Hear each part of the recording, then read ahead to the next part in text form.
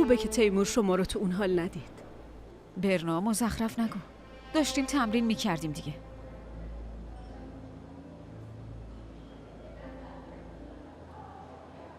خوش اومدی.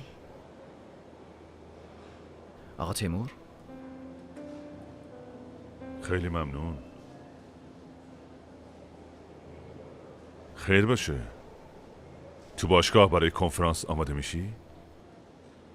نه، بهشون چند تا حرکت دفاعی شخصی یاد میدادم. در واقع نظر من بود. گفتم شاید به دردشون بخوره.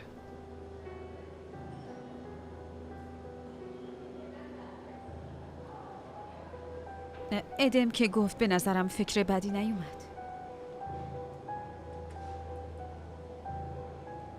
عالیه. فکر خوبی کردی. آفرین. کاش به فکر خودم میرسید.